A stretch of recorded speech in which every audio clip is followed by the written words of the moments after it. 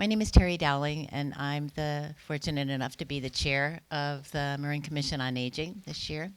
And we have a very good presentation this morning about a topic that's important in this county and most likely important anywhere in the United States right now.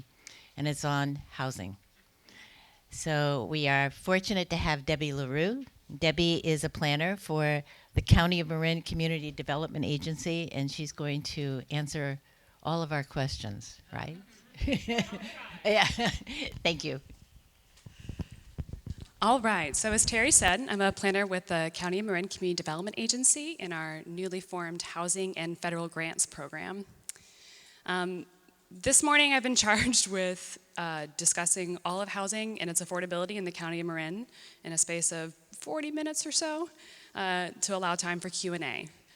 It's a broad and complex topic, and there's just no way that I can get through the majority of the facts about housing in Marin in that time. So what I'm planning on doing is sort of giving you all an overview, a little quick census warm-up, which I'm sure you guys are gonna love first thing in the morning, some census facts, to sort of paint the backdrop for how we discuss affordable housing in Marin and sort of what data I look at as a planner when I'm looking for benchmarks and seeing how we're improving.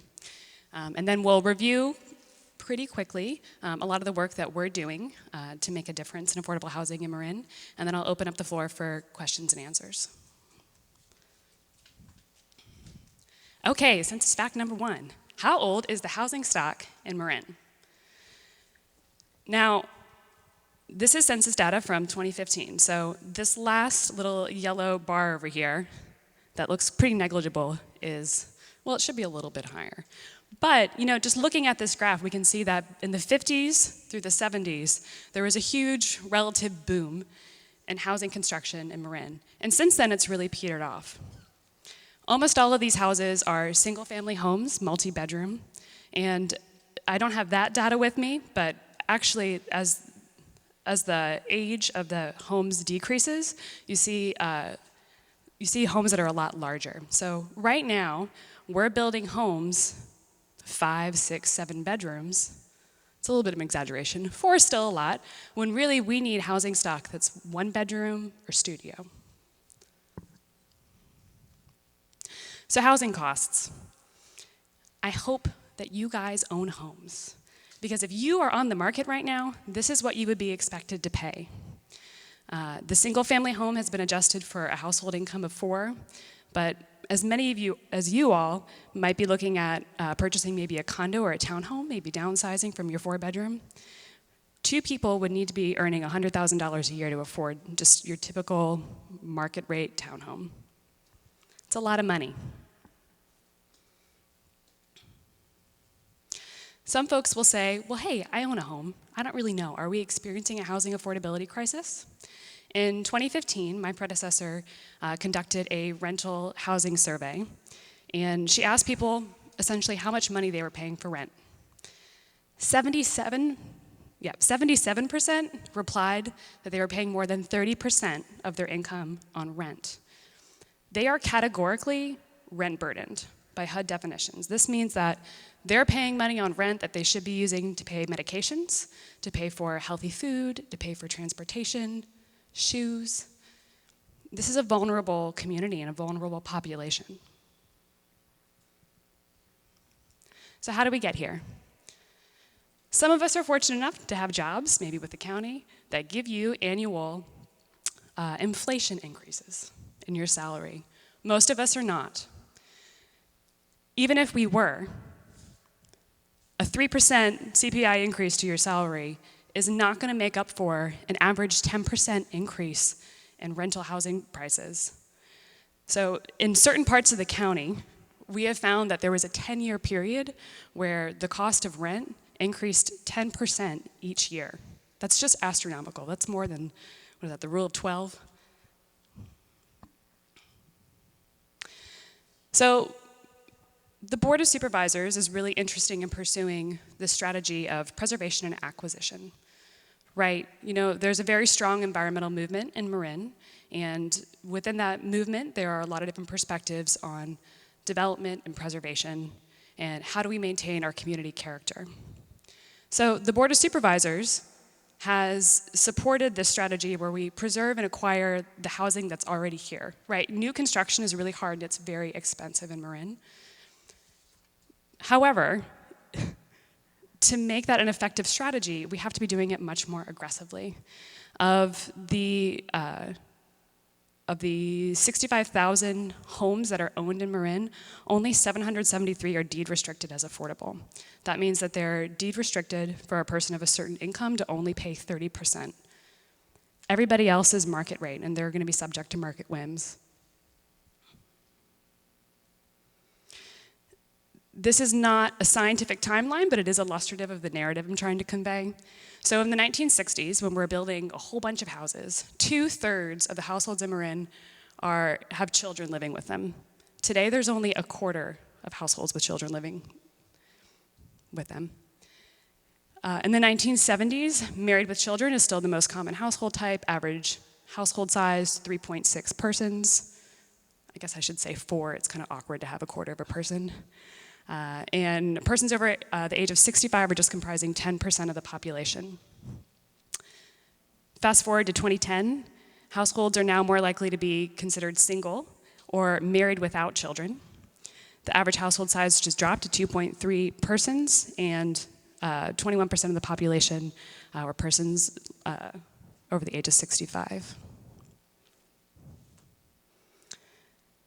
These are some pie charts and graphs of how poverty is distributed among age groups in Marin. You'll notice that for folks over 65 years of age, they constitute 19% of all the people living in poverty. That is less than the number of children living in poverty, but still substantial. And we have this huge issue of a housing mismatch. So we have a lot of single-family homes, multiple bedroom. We have a lot of people who are stuck in those homes that are considered overhoused.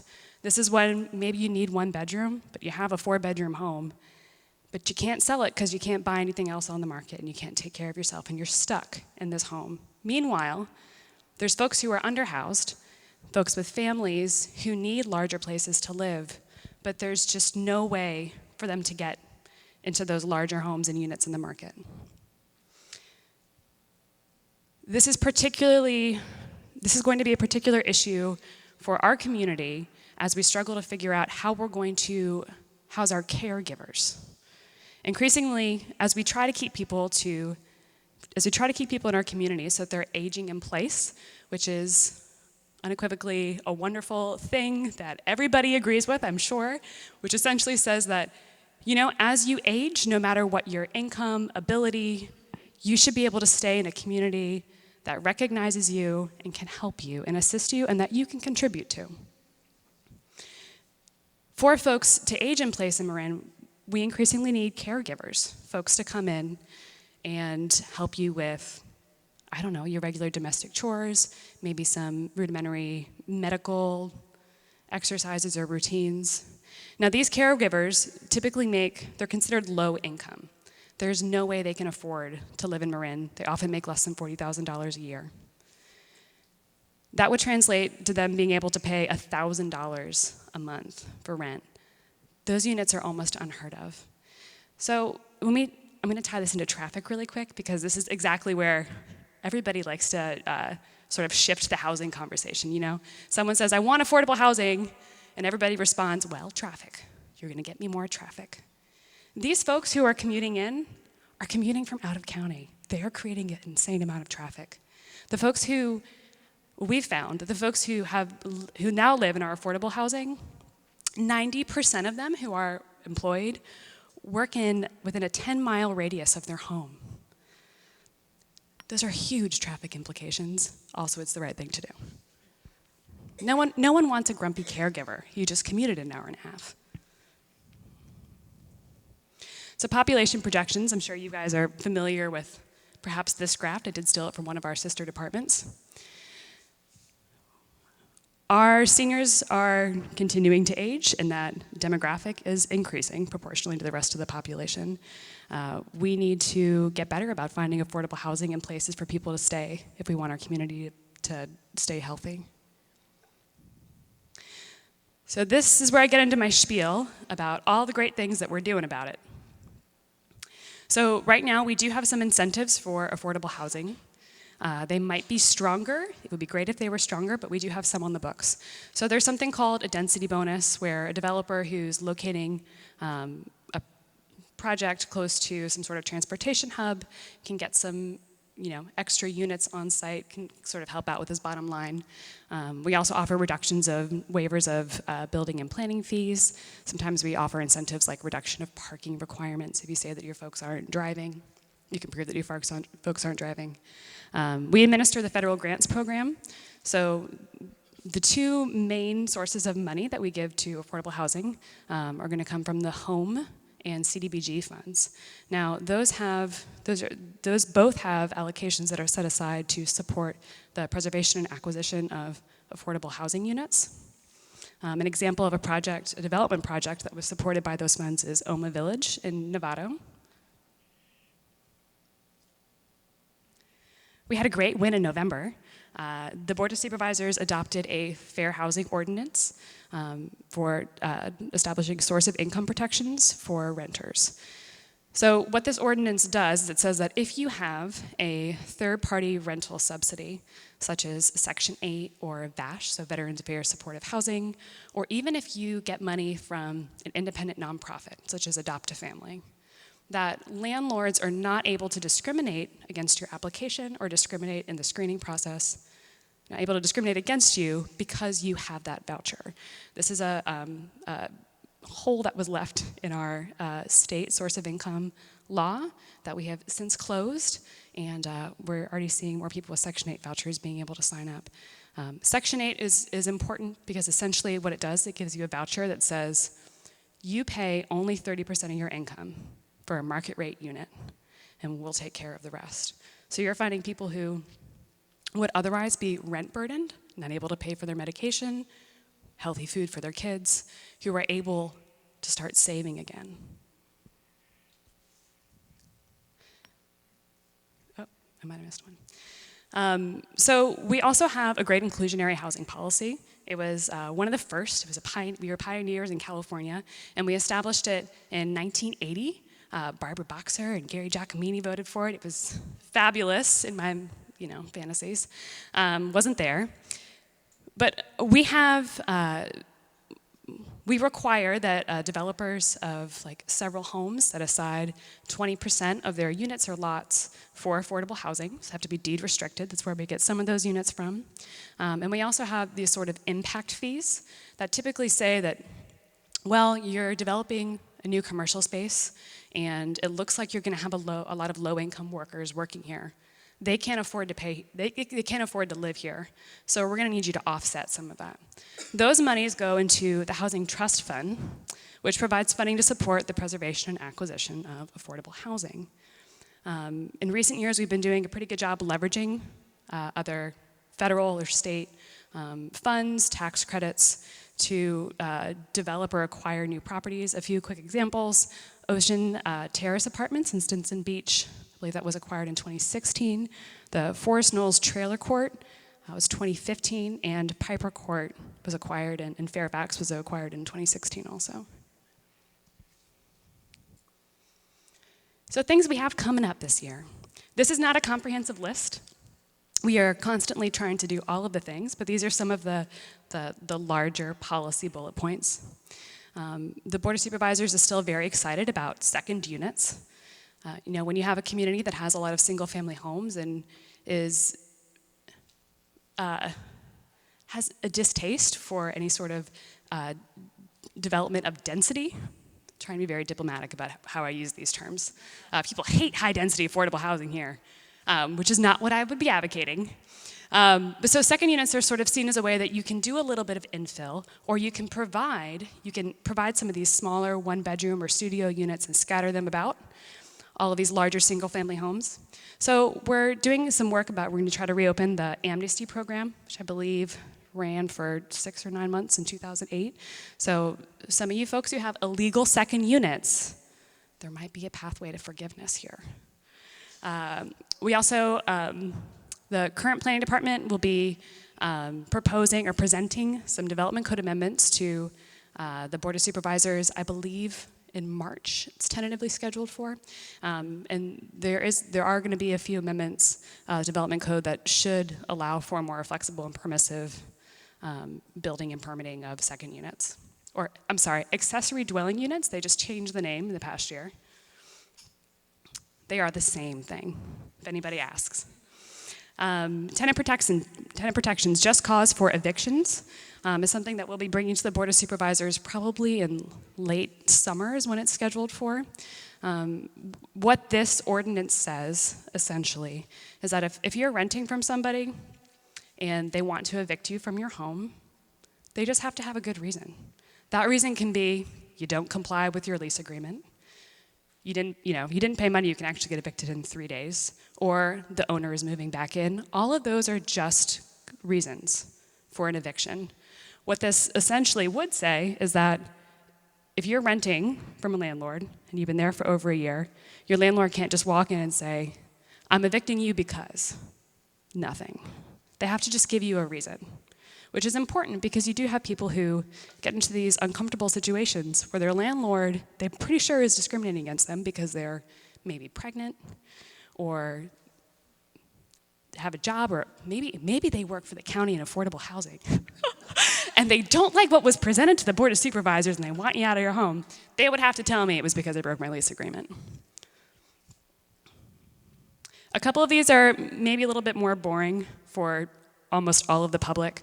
An evaluation of the multifamily land use regulations or designations, a reevaluation of the housing overlay designation. If you want to know about those and you don't want to make everybody fall asleep, please feel welcome to email me. We can talk about it.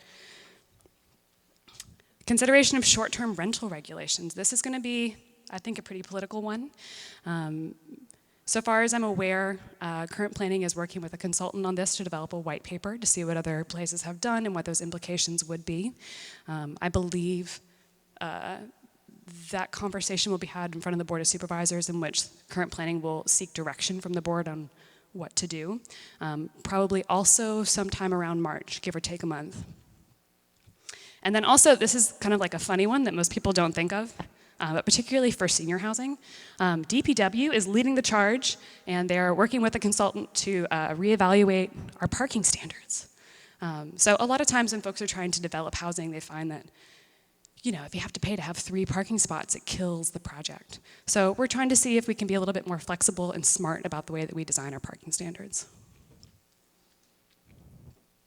So, I'm going to humbly open the floor up for questions. My contact information is here. This rather long website is the URL address for the affordable housing site. You can just Google Marin County Affordable Housing if you're interested in seeing what we're doing. If you want to subscribe to that page, we'll get you you'll get a email blast every time we do something really exciting. So I'm going to ask that if you have a question, please raise your hand and I'll give you the microphone. I'm just asking for a little elaboration about how parking requirements impact the affordability of housing. Just make it a little concrete. Sure. So parking costs money. And in some places in the county, there's not a lot of places you can put it. So there are projects that say, so if you're trying to develop affordable housing, or you're trying to develop housing for a lesser construction cost, so that'll reflect on a more affordable, hopefully a more affordable rent, that you need to sort of cut a couple corners. And perhaps you already have, let me give you a better example than this. If you have a single family home with 4 or 5 bedrooms, you're probably already required to have 2 or 3 parking spots. Maybe you only use 1 of them. Maybe you only use 2 of them, but you have a couple extra. Right now, we would have parking requirements that say, if you want to have a second unit, you'd have to build another parking space. Maybe you don't have room for it on your lot, and then maybe it just costs too much money and it kills your project financially. So those are a couple ways. Also with affordable housing, good planning suggests cars cost money. They cost money for the people who own them and the people who operate them.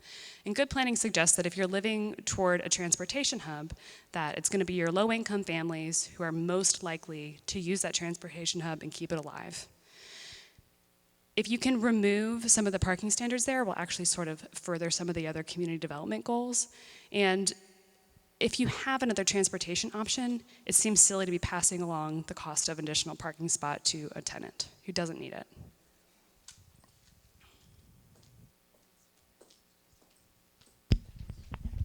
Okay, hi. Those rental vouchers that allow people to pay only 30% of their income, how real are they? I mean, how easy are they to get?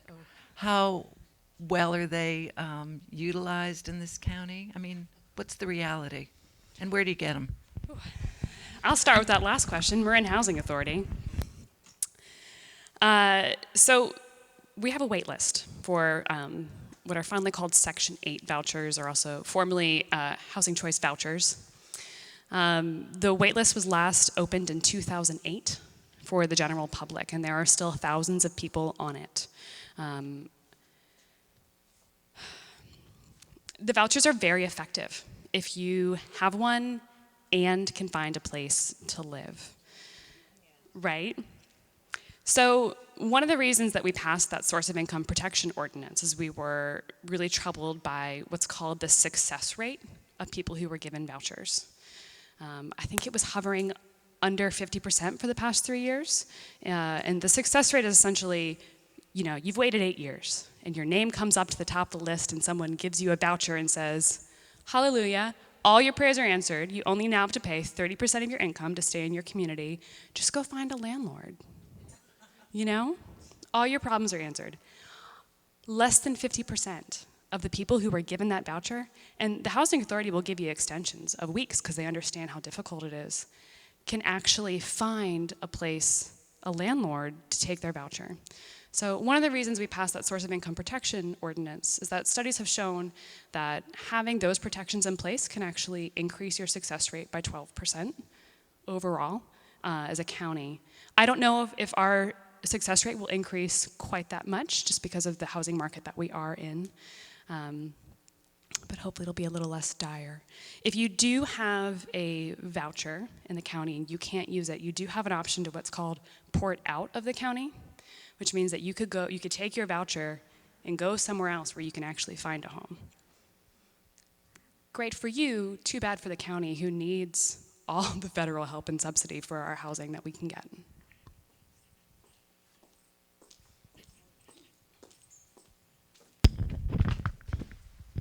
What the down point is that you can only speak for the county part.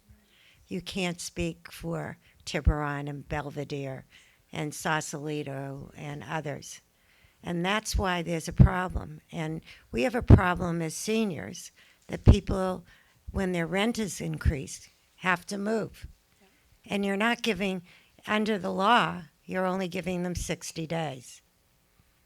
And I've written legislation through this, as a proposal through the CSL, trying to get an extension of time, but we need more housing. I just came back from LA area, and they're building in places like Newport Beach, in places like Irving. We have to deal with the NIMBYs and get some people to build housing for seniors and people who are working. And that is a fact.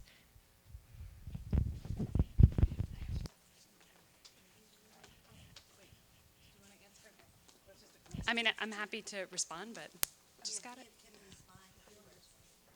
Sure. So there are some legislative options. So the county is able to pass an ordinance that says, you know, if you've been living in a place for over a year, then your landlord needs to give you either 60 or 90-day notice. That is a policy option. It's not one that we're currently pursuing, but there is a lot of merit. It was included in a series of workshops that were presented to the board at the end of 2015 going into February 2016.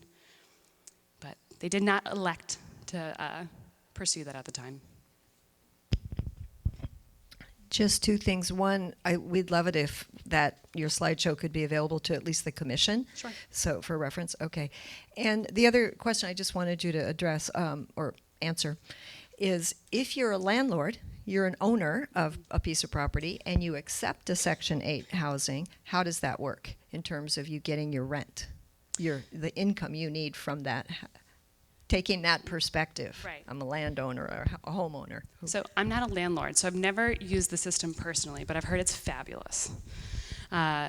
Essentially what happens is you sign a contract with the housing authority, and the housing authority says, will income certify their tenant, and say, here we go, say, I'm trying to think of like an easy math example. Say that rent costs $1,000 a month, and the tenant is able to pay for $300 of it. The landlord, or the housing authority, would then say to you, the tenant's responsible for $300. On the first of the month, you're going to get $700 direct deposited into your account. And that's easy. Now, you have greater security here, because if your tenant loses their job, or they're ill and they have a reduction in income, the housing authority will automatically step in and increase their coverage. So if a tenant loses their job, you would get $1,000 in your account on the first of the month. Oh yeah, it's a wonderful deal. I just kind of wanted to follow up the same thing. My daughter is developmentally disabled and has a Section 8. It took many years on the waiting list for her to get it, but a lot of it is in the marketing. And that was, we wrote a letter when we approached the first place that she lived saying, you're guaranteed. It's not like you're going to be left in the lurch just because of the example you just gave. And getting to know her as a person, it's about the marketing so that the landlord is comfortable with it. So I think that the 50% could be increased if people had maybe some assistance in how to market themselves to potential landlords. I'm not volunteering, but I think it should be done, and it could be done. Let's volunteer at the housing authority. Is anyone from MHA here? Y'all got it. I would also say that there are a lot of concerns about Section 8 vouchers and stigma in the community. I think that almost any policy discussion that you'll see in a public arena where Section 8 is brought up or discussed, you're going to have a landlord get up and discuss what a very bad experience they had with a tenant. Marin Housing Authority has been working very hard to make sure that they are very responsive to landlords. They've put some money aside to cover any damages that might result. Now, if you're a landlord, damages to your apartment are one of the assumed risks, but another benefit of a Section 8 tenant is if there are some small damages, that you can be compensated for those after that tenant moves out.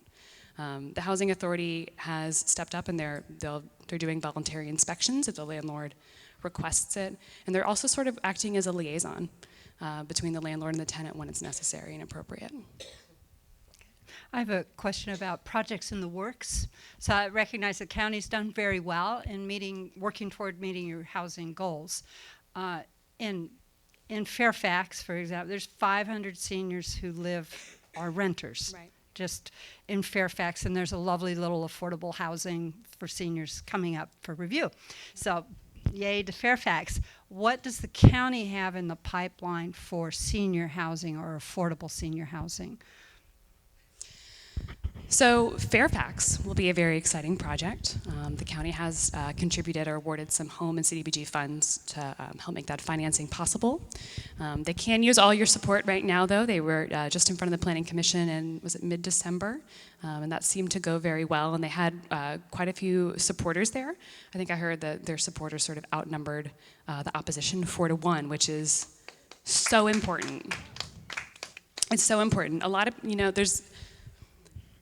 affordable housing is not loved in Marin, and even if you have a supervisor or a political leader who is supportive of it, they need to be supported, and they need to know that it's okay, and they're not going to lose their seat, and that the community is behind them. And I think it also pressures or applies some friendly peer pressure to the rest of your community too, for some of your neighbors to realize that maybe it's not okay for them to be as vehemently anti-affordable housing as perhaps they are.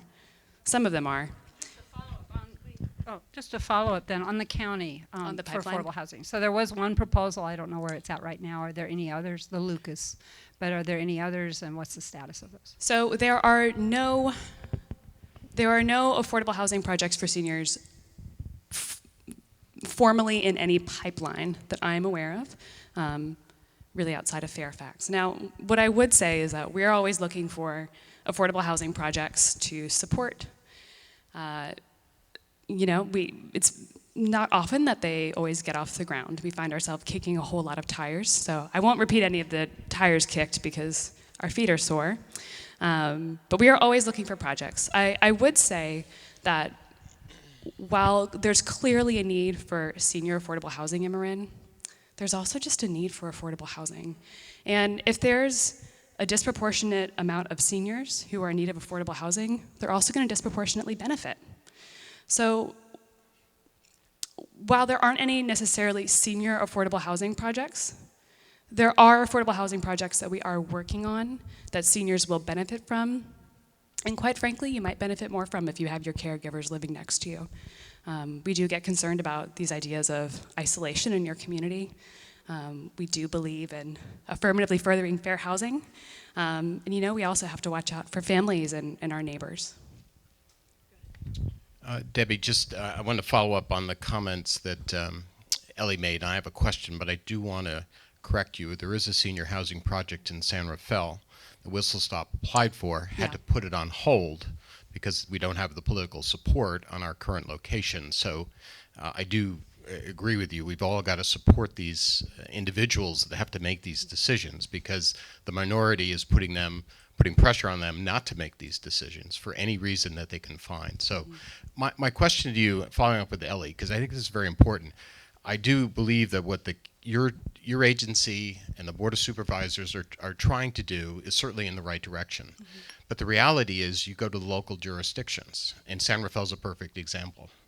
What's the coordination with your agency and even the Board of Supervisors working with, say, the City of San Rafael in supporting a senior housing project? And when you put out your CDBG and home grants, don't you have to also work with the local cities or the local jurisdictions before? So I'm just trying to understand the working relationship between your department and, say, I'll just take the City of San Rafael. Okay. And how can we make this a win-win versus you're doing this and the cities are kind of acting almost opposite of that? So I'm going to answer this in two parts. So in recent years, I think the past 2 years, the Board of Supervisors signaled that they were going to have a policy switch, and they are now willing to invest some of the county housing trust funds in incorporated areas, so long as it furthers our affordable housing goals. So the county now will invest some of its housing trust fund monies in projects in incorporated areas that aren't technically our jurisdiction, right? With regards to the federal grants program and home and CDBG funds, this year, so it's going through a transition right now. This year, it's sort of maintained its previous structure, in which the county home and CDBG funds are allocated based on population by 6 planning areas. San Rafael and Novato have sort of specific agreements with the county where they get a greater amount of oversight over how their money is allocated. So the city of San Rafael specifically will be reviewing and making recommendations on how they think that their CDBG funds should be allocated, I believe on January 9th. Is that Monday? January 9th at their city council meeting. They're going to be having that discussion. So if you all have a vested interest in how that money is being used, you might want to show up and voice your support of your opinion. Does that answer your question in total? Okay. We can talk later. I'll get right to you.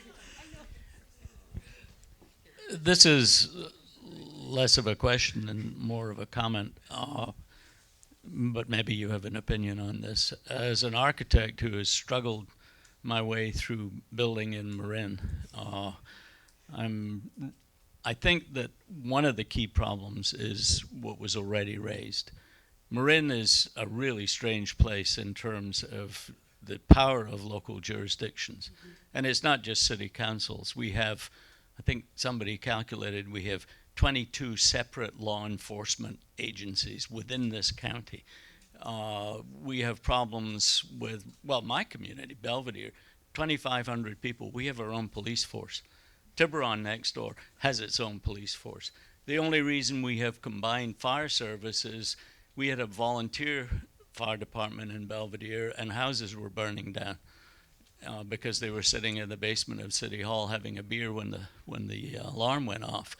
And it was only when insurance companies said to Belvedere residents, we're not going to insure you, that they actually merged with Tiburon.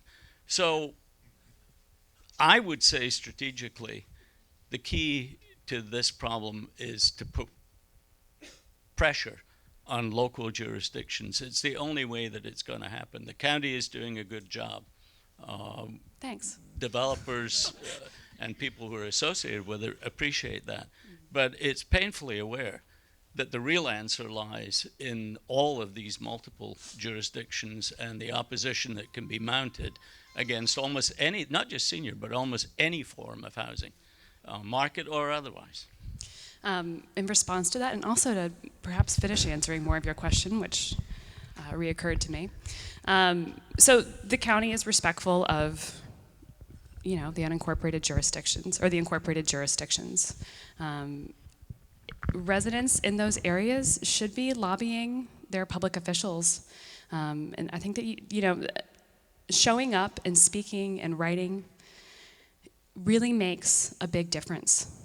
It really makes a big difference, and it sort of sets the tone of the community. So first of all, showing up in those incorporated areas is the first big step that you should be making if you want to see affordable housing there.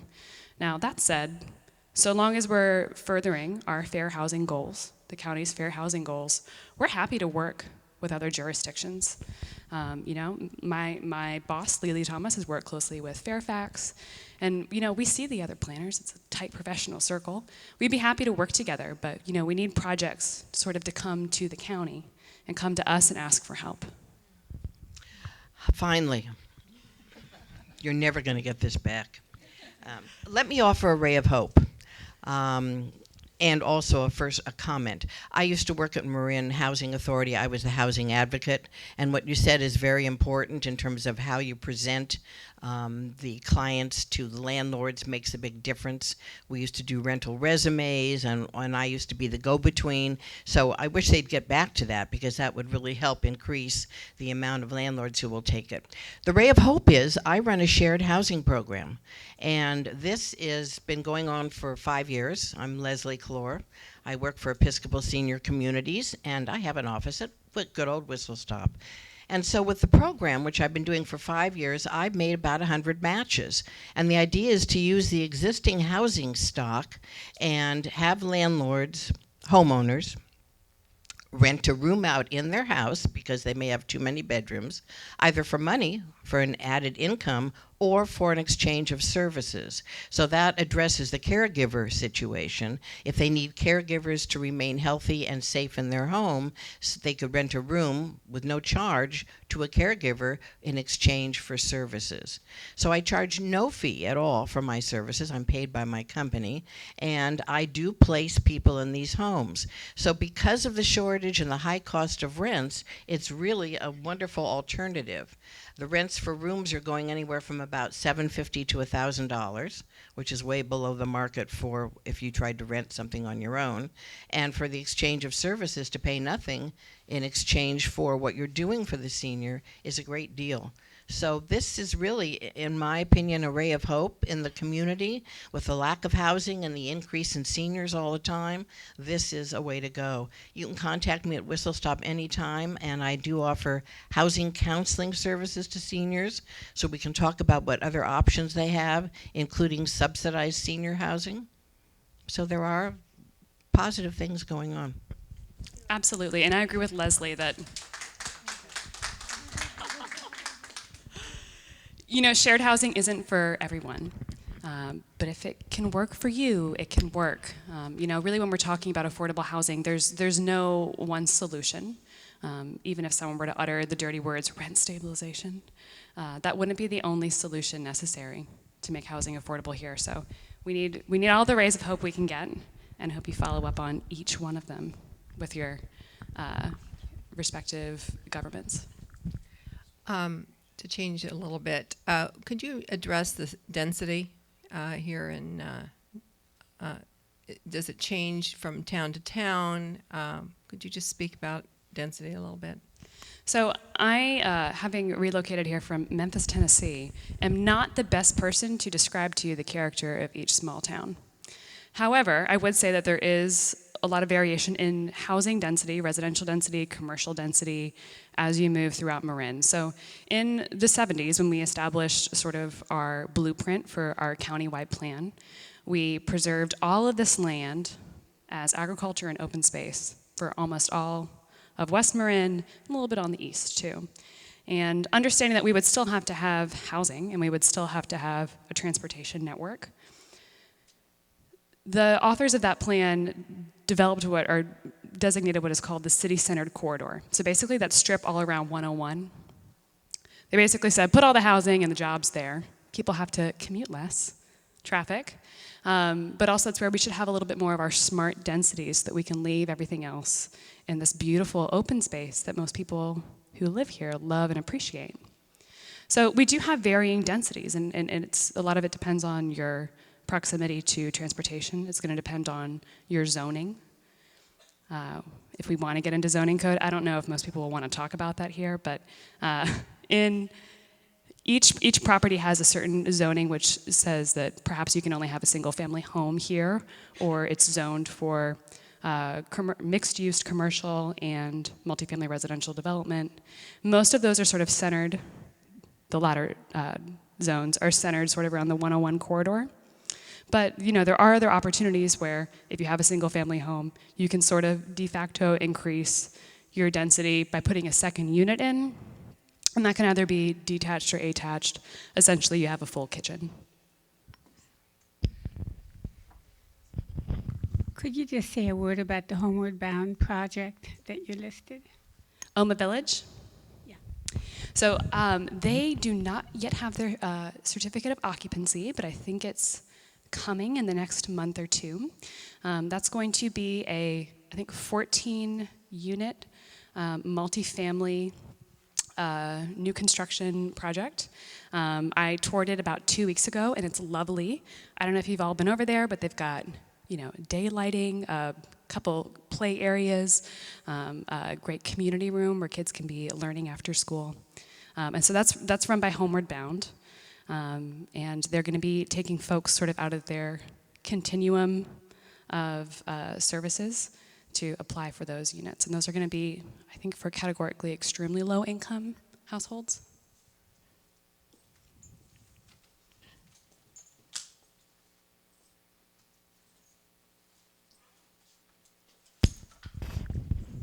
Just to update you on Oma Village, they did interview the first families in the last week. I talked to Marin Sweeney. Can you update us on the Coast Guard housing? We haven't heard anything about it in a long time, and I thought it was in the county's lap at the moment. It is. Are you all from California? Do you know how long environmental reviews take? A long time. We are still exploring that as an option. We have sort of started getting back some administrative drafts, some environmental reviews. So we're going to begin evaluating those, and hopefully we'll have something in the next few years. How's that for a timeline? The legislation expires at a certain point, so we're hoping to make that deadline.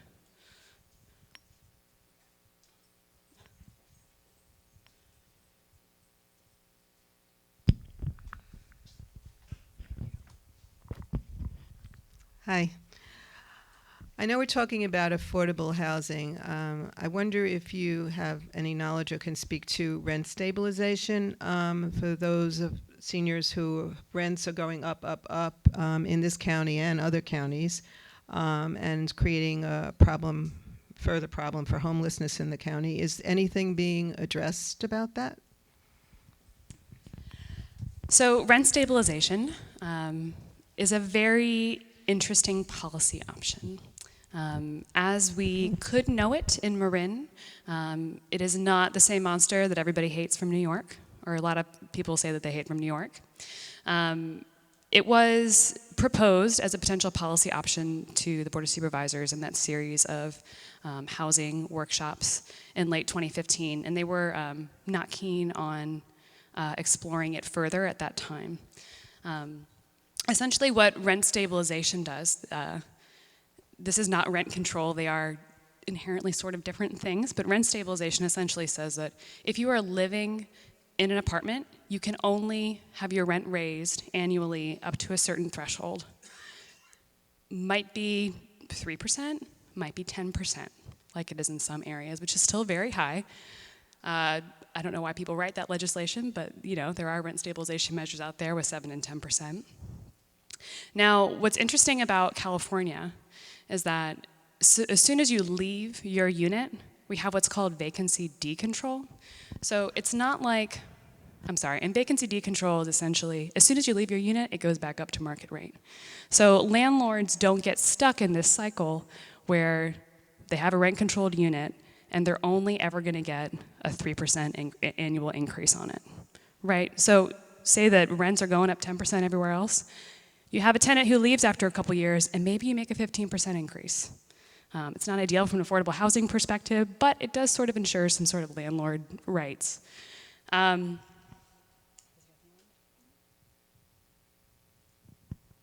stabilization is a little bit of a policy wormhole here. Another interesting thing about some of the new rent stabilization ordinances, like particularly one that I thought was fascinating that Mountain View passed earlier in 2016, is that you can allow some room for mediation in which landlords who need to make sort of costly capital improvements to their properties can show their invoices, show their receipts, and say, I'm in a business here, and pass some of that along to their tenants still. So, a lot of times when we enter into these rent stabilization or rent control conversations, one of the things that landlords will say is, well, if I have rent control, I'm not going to be able to take care of my property, or in some unfortunate cases, behind closed doors, I won't take care of my properties because there's no point. I'm not going to get a return on that investment. So there are some rent stabilization policies and ordinances out there that say maybe you can only raise your rent 3% a year, but if you make $50,000 in capital improvements, you can pass that along to your tenants over the course of 5 years.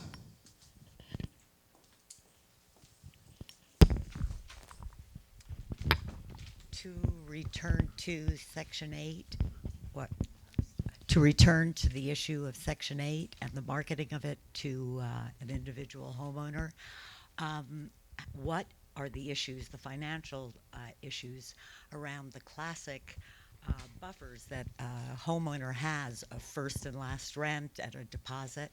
How is that handled for the Section 8 person? Essentially same as everybody else. Sometimes Section 8 tenants are more able to afford a security deposit if they're getting some assistance from the housing authority. But, you still charge them the same security deposit as you would any other tenant, and they're still required to pay first and last month's rent. Hopefully last month's rent, you have a little bit of a buffer there in your security deposit, but they're required to pay all of their bills on the same time frame. And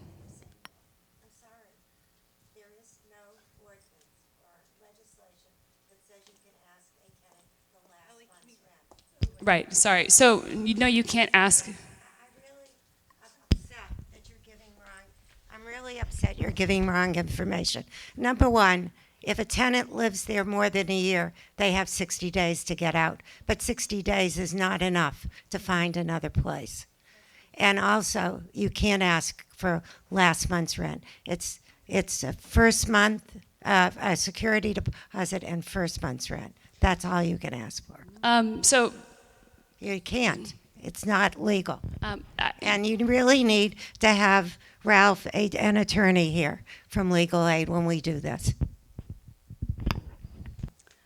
I I'm happy to follow up with David Levin from Legal Aid when I get off, but it's my understanding that there isn't actually a strict regulation for what you can charge in your security deposit. Oftentimes, landlords will charge 2 months' rent, 1 or 2 months' rent. It didn't used to be so high, but given the rental market, that's what a lot of people are charging these days. You can charge whatever security deposit within reason that you typically charge your other tenants. Now, on top of that, the Housing Authority has some money set aside in which they can give you money if you have a vacancy loss. So if you lose income because you had a tenant just move out, you gave them 60 days, they left in 30, maybe you needed to make some repairs to your apartment, the Housing Authority can give you money to cover that loss in income. Was that all of your question? I got a little, okay.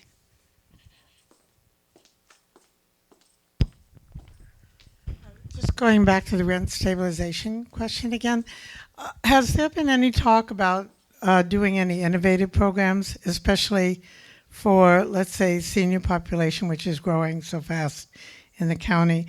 I know there's been some talk in some quarters about giving additional incentives to landlords to rent to seniors, for example, or to stabilize their rents. For example, if you offer a senior a, say, 10-year stabilized rent, you get a property tax benefit.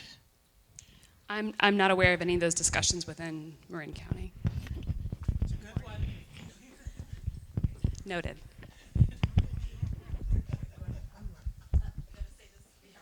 We have one more question.